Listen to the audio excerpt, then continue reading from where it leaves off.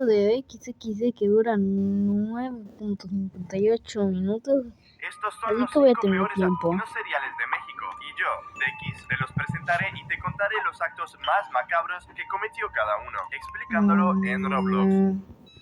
A ver, pónganse cómodo, traigan unas palomitas que la intro va a estar muy corta. Comencemos el No video importa. hablando sobre una asesina serial que se hizo conocida por sembrar el miedo en Ciudad de México, acabando con la vida de mujeres mayores. Ella es la Mataviejitas y esta es su historia. La Mataviejitas.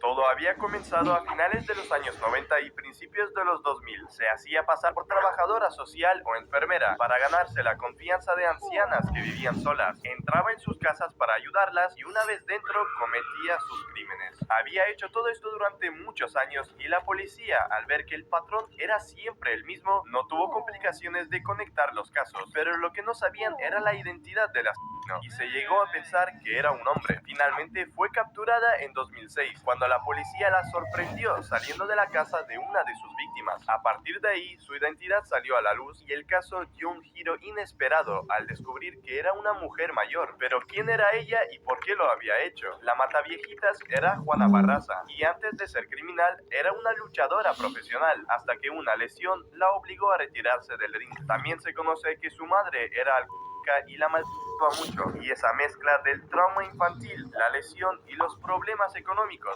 hizo que empezara a acabar con la vida de mujeres mayores, vengándose de ese modo de manera simbólica de su propia madre. Se me está diciendo que... Ay, no puedo. Ella recibía maltrato de su madre.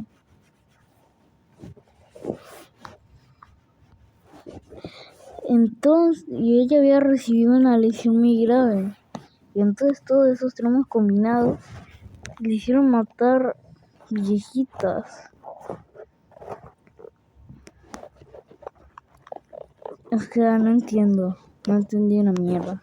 Y aprovechando el momento para robar dinero y joyas, a Juana Barraza se le atribuyen una gran cantidad de casos. Oficialmente fue condenada por 16, pero se sospecha que pudo haber cometido más de 40. Y en 2008 fue condenada a más de 700 años de prisión. Aunque ella no es de las peores del video, ya que el que sigue es un asesino tan loco que juntó el tráfico de drogas con satanismo y creyó que los rituales con consecuencias mortales le otorgarían una protección espiritual ante las autoridades. Ese no es nada más ni nada menos que el Padrino.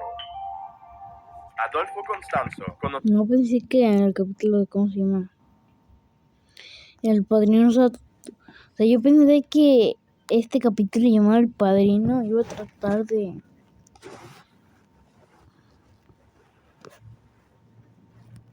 que había un padrino de un niño. Es cierto que el padrino era como que abusaba del menor y lo maltrataba y lo llevó a matar. Pero no sabía de esto. Conocido también como el satánico o el Padrino, fue uno de los criminales más extraños y perturbadores de finales de los años 70, porque combinaba el narcotráfico con prácticas religiosas extremas, creando una secta que mezclaba santería con violencia. Pero vayamos paso a paso para entender cómo llegó a ese punto.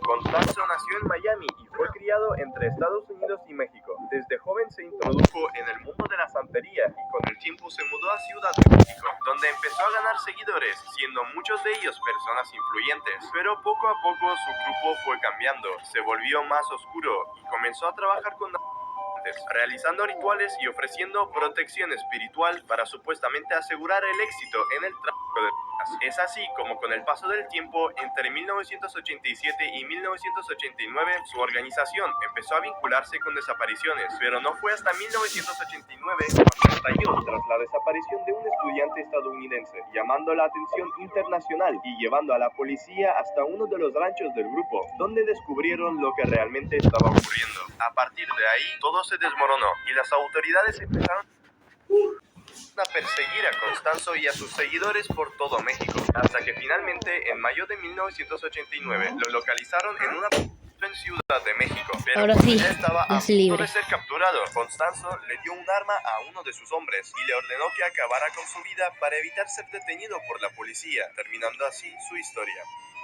A la verga. El siguiente asesino es el más antiguo de la lista y probablemente uno de los más interesantes, ya que su historia refleja perfectamente una época en la que sus crímenes eran mucho más difíciles de detectar y aún más de detener que en la actualidad.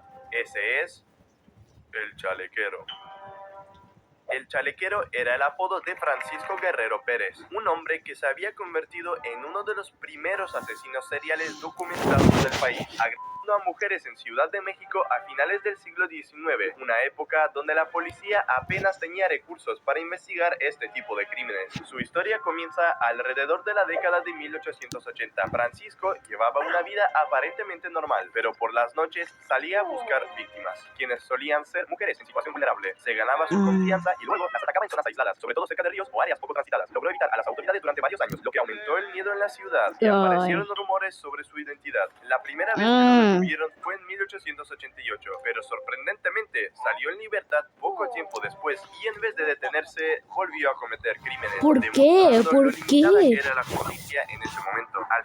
¿En qué mundo piensas que un ladrón que mata gente, así como así, que mata gente, que la suicida, que le hace cosas horribles a la gente, con dejarlo libre se va a volver tranquilo, normal, que va a dejar todas sus armas atrás? Esto no es una cuenta humor. Si dejamos libre a un criminal y peor, si es un asesino real, va a matar a más gente. Nunca aprenden la lección esos cueones.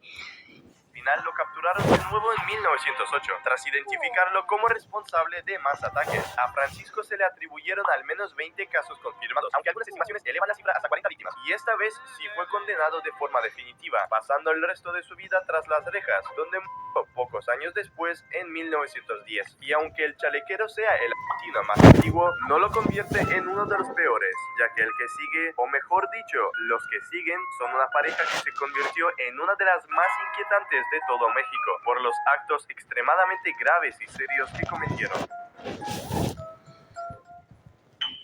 Juan Carlos Hernández fue apodado como el monstruo de Ecatepec por la frialdad con la que actuaba y por la cantidad de víctimas que llegó a acumular durante varios años. Patricia Martínez fue su pareja y jugó también un papel clave en el caso, ayudando a Juan con lo que hacía, y juntos formaron una de las parejas criminales más perturbadoras de los últimos años de México. Todo había comenzado en el municipio de Ecatepec de Morelos, donde vivían juntos como una pareja aparentemente normal. Entre aproximadamente 2012 y 2018, Juan Carlos, motivado por un profundo rechazo hacia las mujeres, trastornos y el deseo de venganza por traumas de su infancia, con la ayuda de su pareja que le servía de gancho, comenzó a generar confianza en mujeres, muchas veces vecinas o conocidas, para invitarlas a su vivienda y acabar con sus vidas en el mismo lugar. Lograron pasar desapercibidos durante años, actuando con un patrón repetitivo pero sin levantar sospechas claras, manteniendo su actividad criminal durante un buen tiempo, hasta que todo dio un giro en octubre de 2018, cuando la desaparición de una mujer llevó a la policía directamente hasta ellos, y días después fueron detenidos tras llamar la atención de las autoridades al transportar elementos relacionados con el caso en un carrito de bebé. A partir de ahí, las investigaciones destaparon la magnitud del caso. Se les vinculó oficialmente con al menos 10 víctimas confirmadas, aunque el propio Juan Carlos llegó a declarar que podrían haber sido incluso más de 20.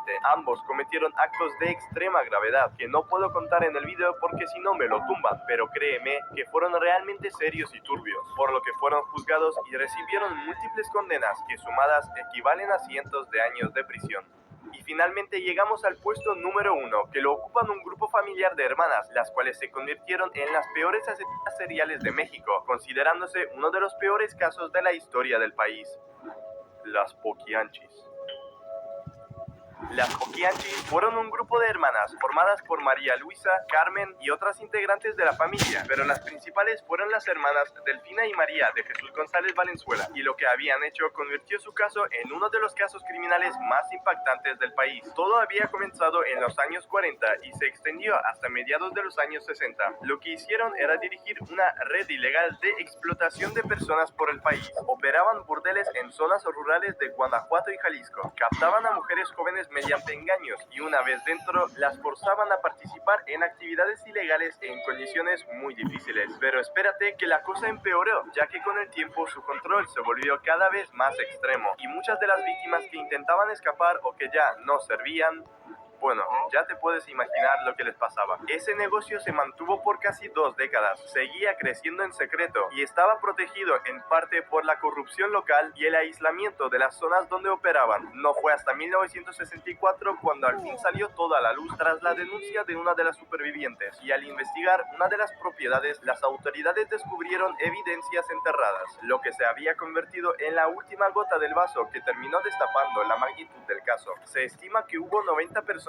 afectadas, aunque algunas investigaciones hablan incluso de más de 50. Al final, las hermanas fueron condenadas a 40 años de prisión, la pena máxima en México en ese momento, y cada una de ellas tuvo diferentes finales. Carmen falleció en 1949 a consecuencia de un cáncer que padecía. Delfina murió en la cárcel en 1968. María Luisa perdió la vida en la cárcel también en 1984 por un cáncer hepático, mientras que María de Jesús cumplió una parte importante de su condena y fue la única que falleció en libertad a mediados de la década de los 90. Estos fueron los 5 peores asesinos seriales de México explicados en Roblox. Y si quieres ver más, entonces comenta el próximo país. Y hasta aquí el video de hoy. Deja tu like, comenta tus...